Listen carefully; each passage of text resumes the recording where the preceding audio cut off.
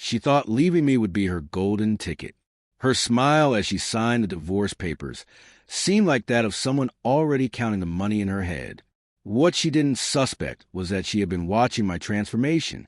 Without realizing it, I went from being an ordinary man to a millionaire ghost right before her very eyes. No sadness or resentment felt when she stamped her signature. I felt something much colder, a perfect calm like the one that precedes a storm you know will destroy everything in its path. Clara and I were married 7 years. From the outside, we were the perfect postcard. Trips twice a year. Family dinners full of rehearsed smiles and that calculated affection that only serves to deceive others. Nobody saw what was happening behind the closed door of our house. A silence that grew like mold on the walls. A distance so thick it could be cut with a knife. I knew she had been cheating on me for a long time. Her lover was her personal trainer, a guy with too much white smile and few neurons. I didn't confront her. There was no need. While she entertained herself with her game of lies, I traced mine in silence, one that required more patience than any passing deception. Clara always called me predictable, as if it were an insult disguised as a compliment. I had a dull job in tech support, a discreet house, and a routine that anyone could memorize in a week. She laughed when she said it, believing that stability was synonymous with weakness. But what she never understood is that predictable was just a mask that suited me to show her. By day, I followed the role of bored employee. At night, I locked myself in my study to work on something she couldn't suspect. A tech startup that started as a hobby and exploded during the pandemic. I kept it invisible to her, like a marked card in the sleeve of a patient player. I created a company. I reinvested every cent. I never mixed money from my business with our personal accounts. When she asked for the divorce shaken with talks in hand, an arrogant smile on her face, my net worth was already brushing $12 million. I think we both know this is for the best, she said, sure that she was about to destroy me. I just nodded, not a word more. In her eyes, I saw a spark of surprise. It wasn't the reaction she expected, and that was just the first blow. I accepted the divorce with surgical coldness. There were no pleas or approaches, just a dry nod that unsettled her. She thought my silence was resignation, when in reality it was the sound of the trap closing slowly. For weeks I saw her celebrate on her social networks photos of expensive wines, dinners with friends, and a new man who always appeared in strategic angles to avoid showing his face completely. As if hiding it erased the smell of betrayal, she carried on her. I saw her strut as if she were winning, while the guy who picked her up a few blocks from home thought my cameras hadn't seen him. I said nothing. What for? There is something more devastating than anger, indifference. I let her enjoy her false triumph. I let her believe she had won the game.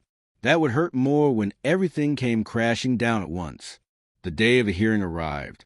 The courthouse was impregnated with the metallic aroma of old air conditioning and the expensive perfume that Clara had sprayed on like armor.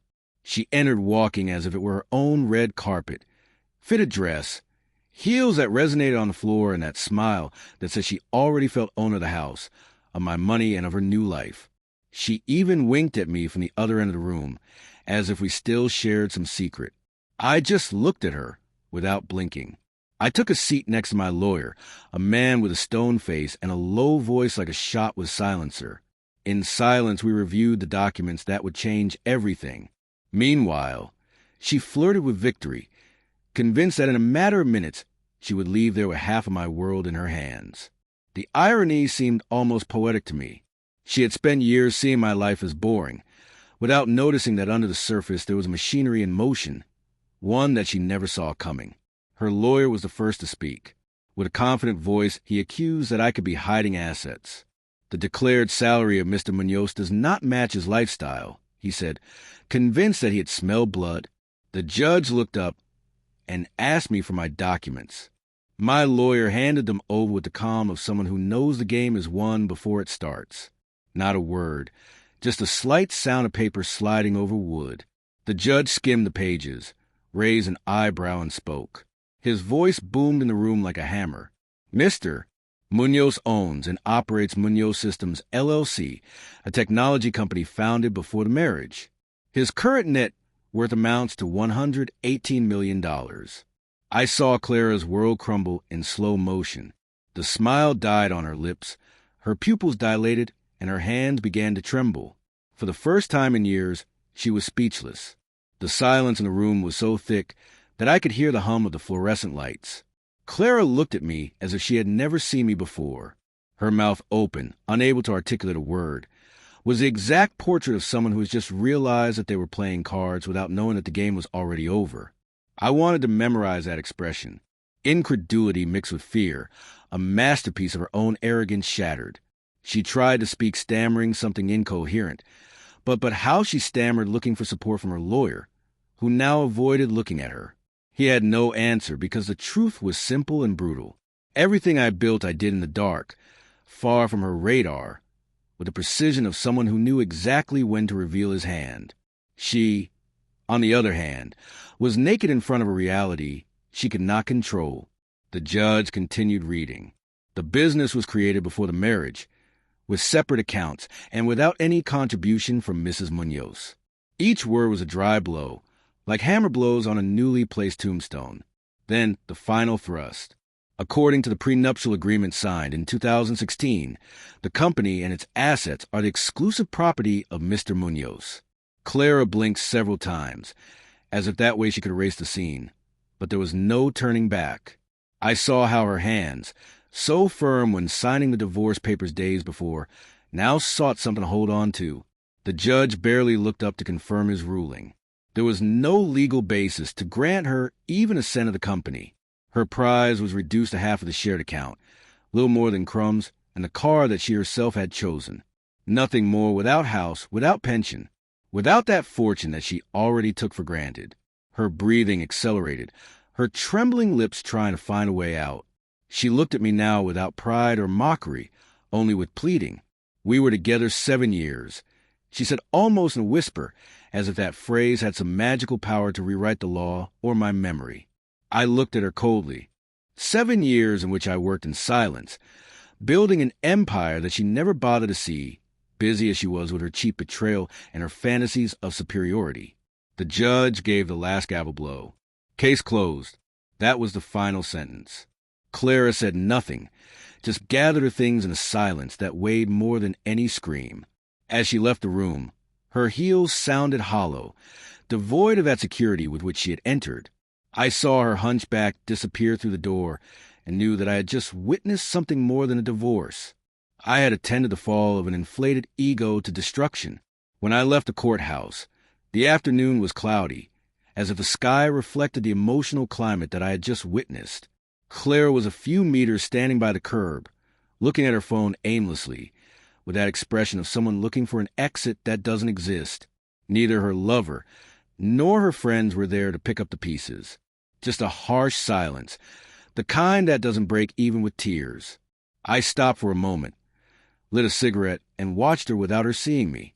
I felt no compassion. By then, any trace of empathy had been torn out years before, replaced by the certainty that some deserved to sink in the holes they dig themselves. At that moment, I understood that true revenge didn't need to be loud or dramatic. It wasn't the screams or the public humiliations.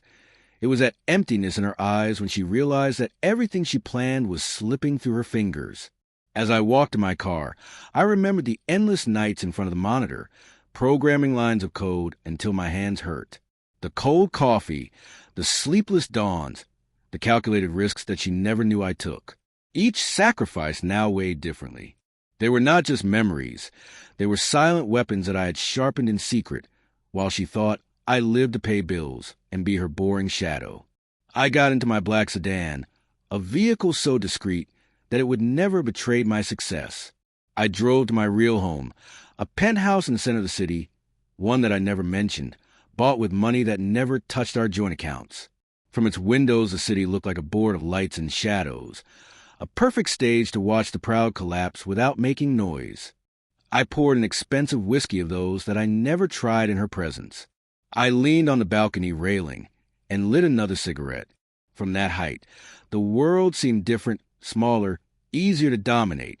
I thought of Clara, probably locked in some borrowed apartment, calling that lover who now would understand that there was no gold in her hands, just smoke. I laughed, a dry sound that disappeared into the night wind. That night, I slept for the first time in years without the weight of her shadow, without veiled reproaches, without coldness disguised as routine, just the distant murmur of the city and the certainty that I had won without firing a single shot. In the silence of that penthouse among glass and neon lights, I understood that I had stopped being the man she knew, and the best of all, she never saw it coming. Weeks later, Clara stopped posting on social networks. The photos with her lover disappeared. The ostentatious dinners vanished, and her profile became an empty wall. I heard from an acquaintance that she had lost a car due to lack of payments, and that she now rented a small apartment on the outskirts of the city. The irony was perfect. That woman who dreamed of a life of luxury now settled for 4 cheap walls and an old bed. Her silence was more eloquent than any plea. My name, on the other hand, began to appear in headlines, interviews in business magazines, invitations to conferences, podcasts talking about the visionary mind behind Munoz Systems. The same people who once considered me the boring guy now asked to hear my words as if they were gospel. I never answered those social calls. I wasn't looking for validation. My success was never for them. It was a silent war, personal, and it had ended with an absolute victory. I met someone new at one of those conferences. Her name was Elena, a woman with intelligent eyes and a calm smile, nothing to do with Clara's theatrical gestures. She didn't care about the figures in my accounts or the headlines in which my face appeared. She talked about books, about art, about plans that went beyond immediacy. Being with her was like opening the windows in a room that had been closed for years. Fresh air, clean, without a trace of poison. Sometimes, when the city sleeps and only the lights of distant buildings remain, I think about how I got here. Every betrayal, every indifferent look to Claire's, every night of insomnia in front of a screen were bricks in the wall that separated me from her. I didn't build my success just out of ambition. I did it out of survival, and when surviving becomes art, it also becomes a weapon. I understood it late, but in time. I saw Clara only once after the divorce. It was in some coffee shop of those that smell of hopelessness. Mid-morning her appearance was different. Cheap makeup, worn clothes, lost look. When she saw me, she tried to smile, but her lips barely moved. I approached, greeted her with courtesy, and ordered my coffee as if she were any stranger. In her eyes, I saw something I will never forget. Regret mixed with the certainty that that bridge was already reduced to ashes. There were no words of apology or pleas, just that dense, uncomfortable silence that we both understood. She finished her coffee quickly, got up, and left without looking back.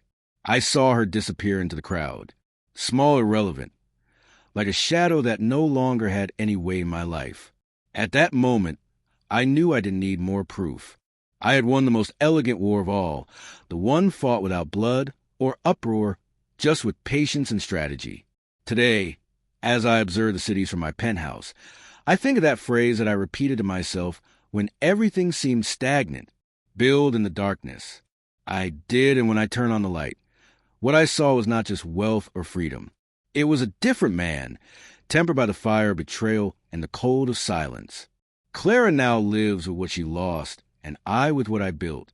That is the essence of my story in a world that underestimates the silent ones. Sometimes the strongest blow is not having to raise your voice. Yeah,